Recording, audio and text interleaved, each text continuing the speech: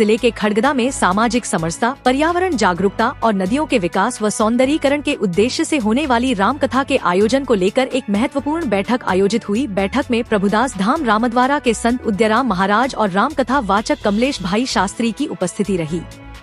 कार्यक्रम के मुख्य अतिथि विधायक शंकरलाल डेचा थे। वहीं अध्यक्षता नगरपालिका अध्यक्ष नरेंद्र खोड़निया ने की, जबकि विशिष्ट अतिथि के रूप में मुख्य यजमान मणिलाल जोशी और आयोजन समिति के अध्यक्ष ईश्वर भट्ट मौजूद रहे। बैठक का संचालन अनुराग पाठक ने किया।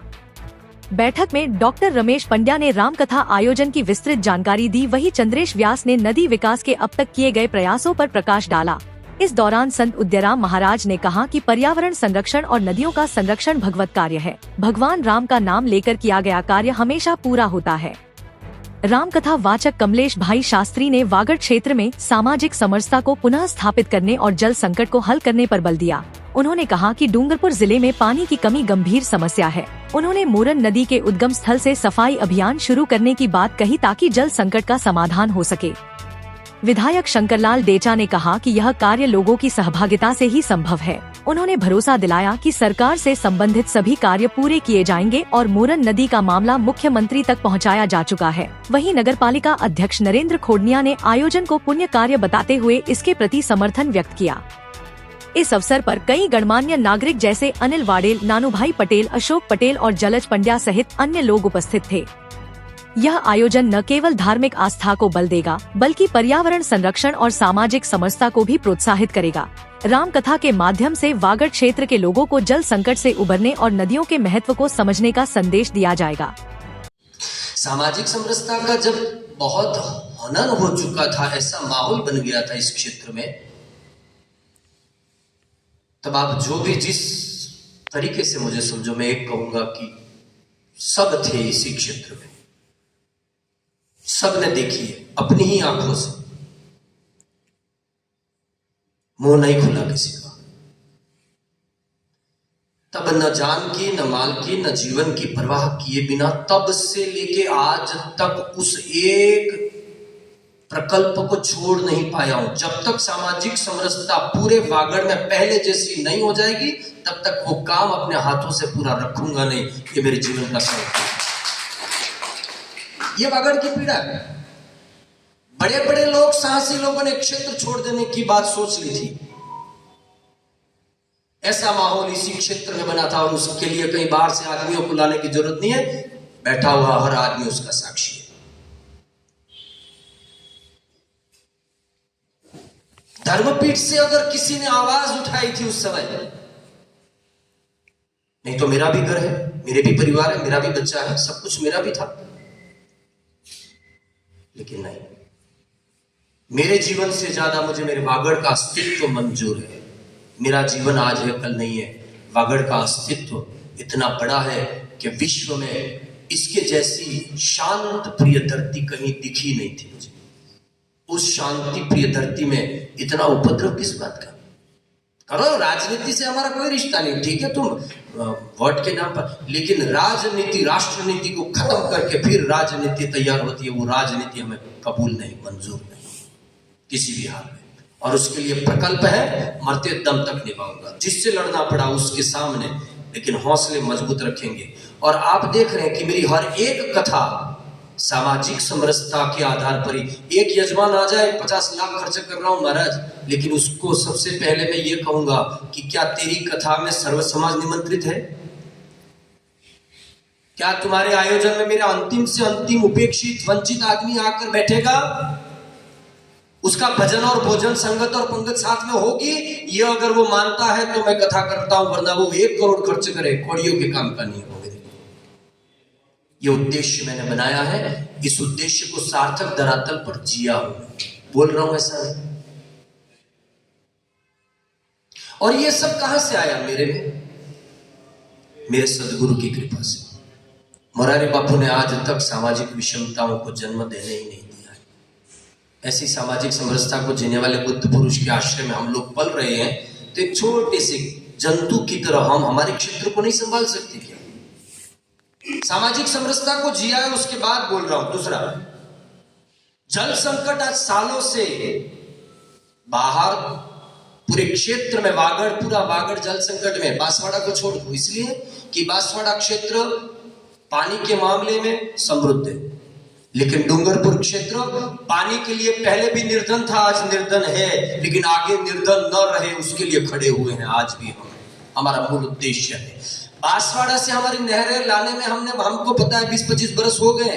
अभी अभी हमारे विधायक महोदय ने बहुत बड़ा श्रम किया, लेकिन सार्थकता कितने प्रतिशत रही है और पूर्व में कितने रुपयों का कहाँ हनन हुआ, कहाँ खनन हुआ, कहाँ गया, किसने लिया, उसके बारे में नहीं जानना, उसमें जाना भी नहीं है। लेकिन वर्तमान में वागड़ में पानी का संकट अगर नहीं बरसात होती इस बार, तो हम लोग बिना पानी के मर जाते। ये बंगले, ये घोड़े, ये गाड़ियां, ये कुछ काम में नहीं आता अगर पानी हमारे पास नहीं आता। ये तो परमात्मा की कृपा है कि समय पर कालांतर में उसने कृपा करके, मेहरबानी करके हमें बरसात दे दी। आज हमारे पास डूंगरपुर में उतना बड़ा डैम नहीं है। बांसवाड़ा के पास जितना जो कुछ है, हम वहां से पानी लाकर हम ऋणी बनना चाह रहे हैं, लेकिन हम हमारे सोर्सेस को बढ़ाना नहीं चाह रहे। ये हमारी पंगु है, विचारधारा है हमारी। डूंगरपुर क्यों पीछे रहेगा? सब बातों में आगे। जल का संकट, उतनी बरसात बांसवाड़ा में भी हो रही है, उतनी बरसात यहाँ डूंगरपुर में भी हो रही है, तो क्यों ना हम उस पानी को स्टोरेज कर पाए? जितना बांसवाड़ा करता है उतना डूंगरपुर क्यों नहीं कर पाता है? ये हमें सोचना पड़ेगा। जितना रुपया वहां लगा है उतना रुपया हम चाहते हैं कि वागड़ में, डूंगरपुर में हमारे डैम को नीचे से पूरा खाली किया जाए, डैम को बढ़ाया जाए, भराव क्षमता बढ़ाई जाए, और उतना पानी अगर हमारे यहाँ बरसता है तो उतना पानी हमारे यहाँ रुकना चाहिए। क्यों गुजरात चला जाता है हमारा पानी? ये संकट है साहब, ये तीखे वार नहीं है, किसी के भी लिए नहीं है। ये सबको समझना है। हम घर में बैठकर बात कर रहे हैं। हम आज बहुत कम लोग हैं, करो अपने अपने धंधे। सामाजिकता के विषमता का दौर उत्पन्न हुआ था ना, तब पता था सबको कि यहाँ बेच के निकल जाना पड़ेगा, लेकिन किसी ने यह नहीं सोचा था कि इस अंधेरे से बाहर होने के लिए उजाला कैसे किया जाएगा। आज भी पानी के संकट पर आगाह कर रहा हूं मैं आपको। मैं साधुवाद देना चाहूँ हमारे विधायक महोदय को कि आते ही पहला काम आपने पानी का पकड़ा था कि बांसवाड़ा से पानी यहां तक लाने में आपने पूरी सक्षमता और सामर्थ्य के साथ काम किया। इस सीट पर आप पहले व्यक्ति हो जिसने आते ही जल संकट को मिटाने का काम किया। लेकिन कुछ तकलीफें धरातल पर है।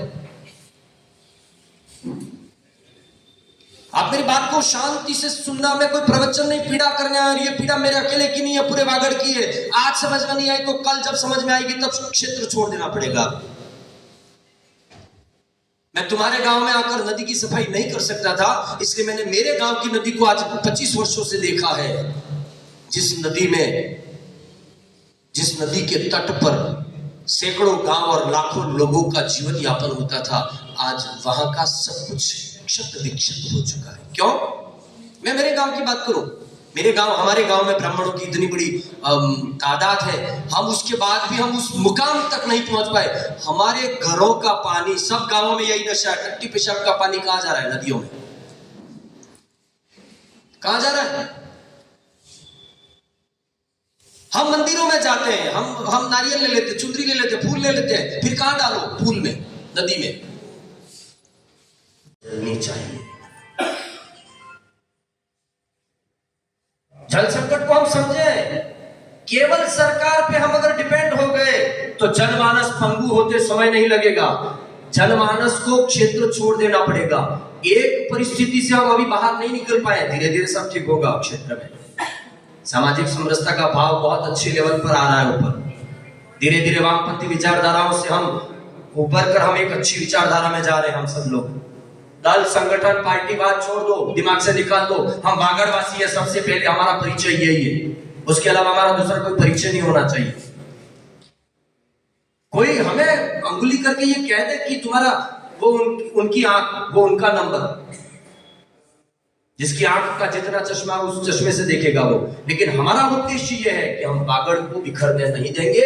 वागड़ में आने वाले पर्यावरण। दूसरा बात बोल रहा हूं मैं, एक बात और। मैं इस बार नदी में 8 महीने 22 फरवरी से नदी में हूं।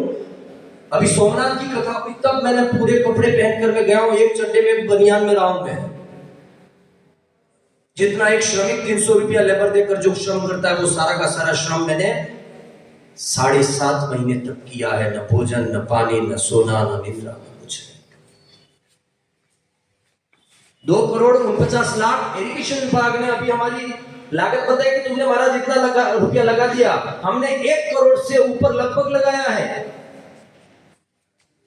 सरकार के खाते में 3 करोड़ बोल रहा है, हम उतर कर करें, कोई ठेकेदार नहीं, कोई नहीं, सबको लाकर वहीं पर खड़े रहकर काम किया। और एक बार मैं चाहूंगा कि आप आकर वो रिवर फ्रंट देखें, क्या नहीं हो सकता है दुनिया में। 20 वर्षों की पीड़ा उभर कर जब सामने आई ना, तो कूद पड़ा उस काम में। कोई आगे पीछे ऊपर नीचे नहीं, सिर्फ एक सत्ता, परम सत्ता के आश्रय में कि जो होगा मेरा महादेव और मेरा गुरु देख रहा, मेरी प्रमाणिकता है तो जमाने को पता चलेगा। और यहां तक कि अगर समय आया और ये चुकाना नहीं हुआ तो मेरे पास जो कुछ परमात्मा ने दिया है थोड़ा बहुत, उसे बेच कर भी ये कर्जा उतारूंगा, लेकिन समाज के लिए काम करके रहूंगा। मेरा काम था, ये बात मैंने पहले से कही है, आज नहीं बोल रहा हूं। अगर समाज के भरोसे या किसी कोई देगा उस भरोसे से तो काम कर ही नहीं सकता हूं। सरकार नहीं करती, हम कहां से कर देंगे?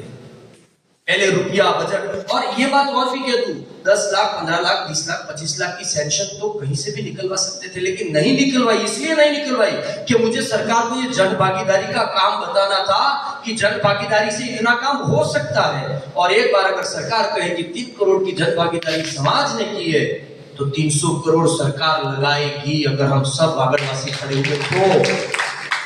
अकेली खड़गदा की नदी साफ करना मेरा लक्ष्य नहीं है। कई लोग कहते हैं कि खड़गदा में नदी का काम हो रहा है तो हम क्यों? आप नहीं, खड़गदा की नदी के लिए नहीं है ये। इस रामकथा सन 2024 के मिशन को आपके सामने रखते हुए, जिन 4 बिंदुओं पर जोर देते हुए शास्त्री जी ने अपनी बात को रखी, उस समय में बैठा बैठा सोच रहा था, और वो यह कि जिस गांव में पैदा हुए, जहां पल्ले के पश्चात बड़े हुए, उस मां बौल नदी से इनको जो मोहब्बत हो गई, और उस मोहब्बत का आज हमारे सामने उस पूरी नदी का उद्गम स्थल से लेकर जहां तक उसका समागम हो रहा है, वहां तक के पूरे विकास की बात को आपके सामने रखा, तो उस समय मेरे मन में एक चीज ध्यान में आ गई, वो यह कि फूल कांटों में सदा खिलते हैं, फूल कांटों में सदा खिलते हैं, प्यार में आंसू सदा मिलते हैं, प्यार में आंसू सदा मिलते हैं। तुम यूं ही इनके लिए कह रहा हूं, चलते रहो। ये काम आज ही नहीं, आज के बाद भी निरंतर, जब तक इस पृथ्वी पर चांद और सूरज का अस्तित्व है, निरंतर चलता रहेगा, तब ये मिशन पूरा होगा। इससे पहले नहीं हो सकता। और इसके लिए इन्होंने जो नाम दिखाए, जिनकी बात कराई, वो भी हमारे सामने है। इसके बाद पुनः एक कहूंगा कि इनके मन की जो व्यथा है, वही इन्होंने इस बात जगह रखी है। और मंच पर खड़े हुए उस समय भी इन्होंने कहा कि मैं आपके सामने कोई कथा करने नहीं खड़ा हुआ, मैं मेरे मन की। और ऐसे ही आज ये जो नदी का कार्यक्रम है, ये बहुत बड़ा कार्यक्रम है, बहुत बड़ा कार्यक्रम है। और अगर ये सफाई अभियान चलेगा, नदी का रिवर फ्रंट बनेगा, तो ये काम तो हमारा ही है, सागवाड़ा का ही। वागड़ में से संत तो बहुत हुए हैं, लेकिन सामाजिक समरसता और पानी का जो संकट है, हमारा जल संकट है, उसको लेकर के आपने जो काम हाथ में लिया है, आपने जल शक्ति मंत्रालय से भी संपर्क किया, राजस्थान सरकार से भी संपर्क किया, और यहाँ के जो कागज बना के देने थे वे जल शक्ति मंत्री साहब के पास भी पहुंचे, सीएमओ में भी पहुंचे और सारी डिब्बियां बन करके तैयार होकर के आ रही है। और आपने कहा इतना खर्चा वहां पर हो गया, लेकिन पैसा किसी से लिया नहीं है। ये बहुत बड़ी बात है। नहीं तो हम पहले सरकार के पास जाते हैं या कहीं से पैसा इकट्ठा करते हैं, इसके बाद काम करते हैं। और पैसा दान देने वाले बहुत लोग यहाँ पर बैठे हुए हैं, कोई किसी को चिंता करने की जरूरत नहीं है। आप बागड़ में शांति चाहते हैं, आप बागड़ में पानी की कमी है उसको दूर करना चाहते हैं, यह सरकार की सोच है, इससे पहले भी आपकी सोच है। जो हम वर्षों से सोच रहे थे, जब हम बात करते हैं पानी की तो बांसवाड़ा का नाम लेते हैं। अरे बांसवाड़ा में भी वही नेता थे, हमारे यहां भी वही थे। हमको जरूरत है पानी पर काम करने की सबसे पहले। और आपने ये जो काम हाथ में लिया है, यहां पर सभी बहुत बड़े व्यक्ति सब बैठे हुए हैं, पत्रकार बंधु भी बैठे हुए हैं। हमारी इस डिमांड को, इस मांग को सरकार तक जाए और हमको जितना बजट चाहिए, मैं आपके साथ में हूं, आपके साथ में रह करके किसी चीज की कमी नहीं आए। सीएम साहब को भी मैं परसों गया था 28 तारीख को, वहां पर इनको कागज देकर मेरे बागड़ में खड़गदा में आपको पधारना है और हमारी जो वहां की समस्या है उसको सुनना है। तो इन्होंने कहा शंकर जी अभी नहीं, मैं 15 तारीख के बाद इस पर बात करूंगा, यूं करके भी मेरे को कहा, वापस मुझे बुलाया है। मैं आप सबको भी जो आएंगे इनको साथ में ले जा करके इनसे चर्चा करेंगे और हमारी बागड़ की समस्या जो है उसको दूर कराने के लिए मैं हमेशा आपके साथ में हूं और साथ में रहूंगा। बहुत बहुत धन्यवाद। कोई तो बंदा है जिसने पर्यावरण के लिए और नदियों के लिए और तालाबों के लिए बीड़ा उठाया है। निश्चित तौर पे मैं तो यही कहूंगा कि इस क्षेत्र में जैसे कि पानी की कमी को अपन बहुत महसूस करते हैं, तो इस तरह के जो प्रकल्प हैं वो किसी न किसी संगठन, किसी न किसी समाज के द्वारा उठाए जाते हैं, तो बहुत ही अच्छा कार्य, नेक कार्य है, पुण्य कार्य है। और हम भी आपके साथ हैं पूरी तरह से। और सागवाड़ा नगर की नागरिकों से भी मैं यही निवेदन करना चाहता हूं कि जैसा कि शास्त्री जी ने जो प्रकल्प हाथ में लिया है, अधिक से अधिक इसके साथ जुड़ना है हमें और अधिक से अधिक इसमें सहयोग करना है।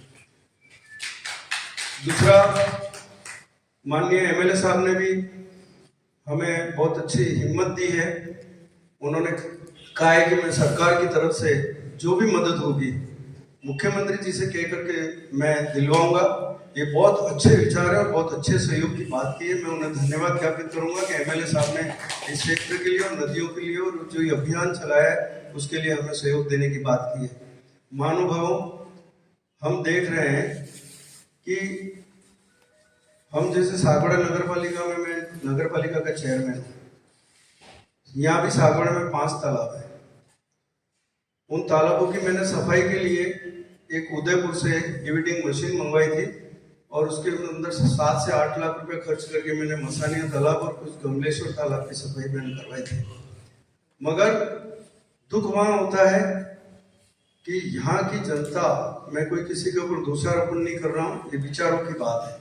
जब हम किसी पर्यावरण की बात करते हैं, किसी साफ सफाई की बात करते हैं, कोई अच्छी बात जब हम हाथ में लेते हैं कि हमें हमारे नगर को स्वच्छ बनाना है, तो क्या होता है कि मैंने तालाबों में ये देखा है कि लोग फटे कपड़े भी उसमें डाल रहे हैं, मांसाहारी वेस्ट भी उसमें डाल रहे हैं। हमने 2-2, 3-3 बार मसानिया तालाब पे और लोहरिया तालाब पे, गमलेश्वर तालाब पे मेरे कर्मचारी को खड़ा भी किया। तो पूरी मेरी कोशिश ये की कि लोग इसके अंदर किसी प्रकार का वेस्ट नहीं डालें, मगर सबसे पहले हमें हमारी मानसिकता को सुधारने की जरूरत है। हम जहां पर भी थोड़ा बहुत भी कूड़ा करकट हम देखते हैं तो हम ये सोचते हैं कि इसको कहाँ डाला जाए। इसके लिए हमने नगर पालिका ने डोर टू डोर कचरा संग्रहण की गाड़ियां भी रखी हैं। मैं तो ये मानता हूं कि 90% लोग उस गाड़ी में कचरा डालते हैं, मगर कुछ लोग हैं जिनकी मानसिकता ये पहले से बनी हुई कि कचरा लो और तालाब में डालो। तो खड़गदा की नदी को भी हम पिछले सालों से देख रहे हैं, कई सालों से। मैं खड़गदा में पढ़ा हूँ साहब, 72-73 में जमुनादास माधव जी स्कूल में। सुबह 4:30 बजे हमको उठाते थे। जयदेव जी थे हमारे गुरुजी, हेडमास्टर साहब। शांतिलाल जी थे। शांतिलाल जी हमारे हॉस्टल के वो मतलब